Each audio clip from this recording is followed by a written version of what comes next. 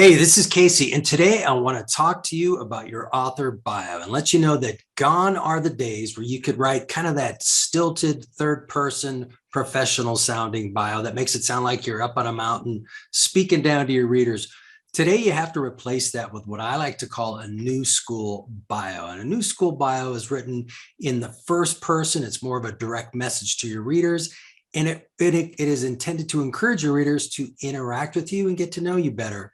And today I'm going to give you some tips on how to write that kind of bio. And to do that, we're going to go straight to my example board. And I'm going to share my screen. We'll get right into it. Here we go.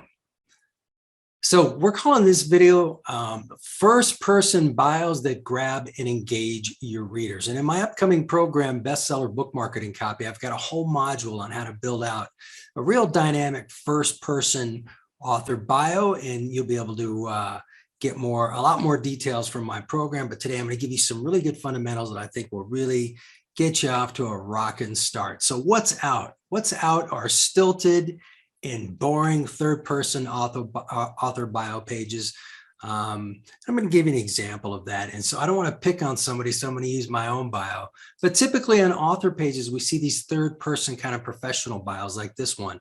This is my bio. Casey Demchak is an award-winning copywriter and a recognized expert at crafting engaging marketing materials for dozens of authors who have earned Amazon bestseller and international bestseller status. And I kind of go on from there with my background. So typically, when you go to the about page on an author's website, or you go to the back of their book, you see a bio written in this style, and you don't want to use this anymore. Now, a bio like this still has its place.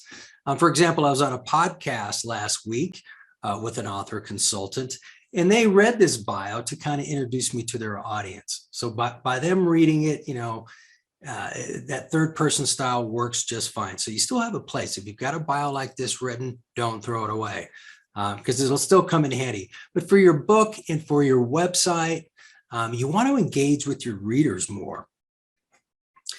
So what's in is more of an interactive first person new school author bio that speaks directly to your readers. Okay, and I'm going to give you an example of how to put that together in just a second, but I want to just do a quick pause and remind you that I love making these videos for you, but you can get some more free stuff from me. And all you got to do is go to caseydemchak.com/secrets, and you can download my free ebook, 7 Must-Know Copywriting Secrets That Sell More Books, or you can just pop on down into the description of this video, and I got a link there that you can click. It'll take you right to the page where you can download the free ebook. It's filled with tons of tips. It's about 18 pages. It's a really cool ebook to have at your fingertips as you're writing your book marketing copy.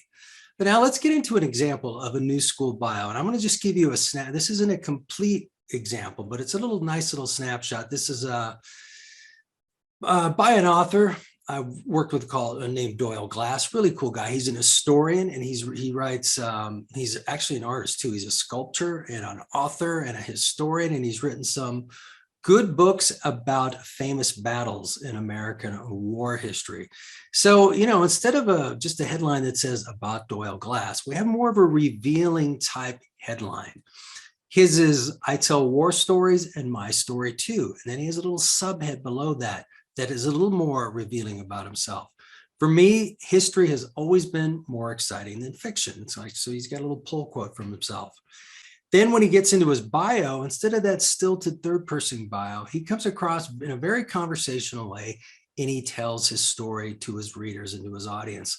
I was born in Midland, Texas, the 5th generation of a pioneer West Texas ranching family. My family raised me with a great appreciation for the hard work, grit, and sense of adventure and honor needed to settle a hardscrabble, wide open land. True stories of life and death in the face of overwhelming odds fascinated me from an early age. Along with that fascination, I developed a lifelong passion for writing and art. And then he goes on and tells more of his story. Then at the end of it, he lets his readers know how they can get in touch with him through his social media channels, through his email. So he's telling more of a first-person story, and he's trying to engage with his readers. He's opening up and he's revealing themselves. And that's what you want to do these days. Again, you don't want to have that third-person bio where you're kind of up on the mountain speaking down to your audience. You really want to open up, reveal yourself, tell your audience, tell your audience about your story, be a little vulnerable, and let your audience know how they can get in touch with you so you can have more of an interactive relationship. Now, here's a few more example headlines. I gave you the one Doyle used, but if you start your author bio, or if you pick up somebody's book and you go to the About the Author page and you have a headline that's maybe something like one of these. I've grown the most when faced with adversity, or I don't make my best decisions, I feel them. Or a third one, as my car smashed through the guardrail, I thought something good better come out of this. If you see a headline like this at the top of an About the Author page, immediately it tells you something about the author, kind of reveals something about them that you don't find in that typical professional sounding bio.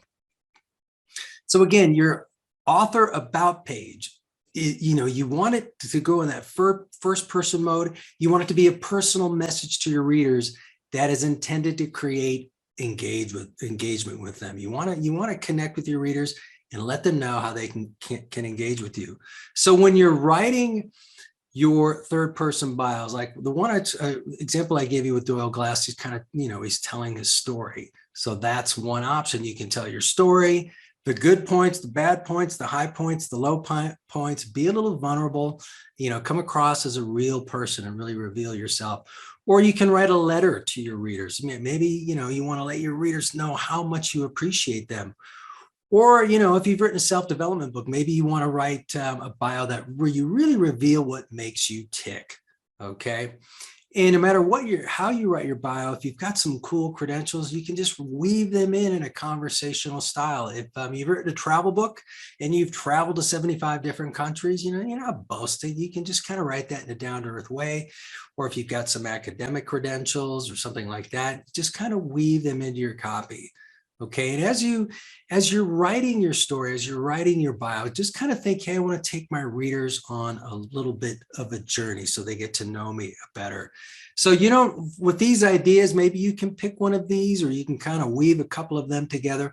Again, the idea is to reveal yourself more to your readers, write a personal message to them in the first person, and let them know how they can engage with you. So I hope this tip has been helpful for you. I think you'd actually have a lot of fun writing your bio in this style. It lets you open up a little more. If you got a good sense of humor, it can come out. If you got kind of some personal guiding philosophy, that can come out as well. So work on your bio, write a strong first person bio. I also encourage you to check out all the other videos here on my YouTube channel. They're loaded with a lot of tips that I think are really going to help your book marketing copy. So check out those videos, soak up all the information in them, and then take a lot of action and make things happen.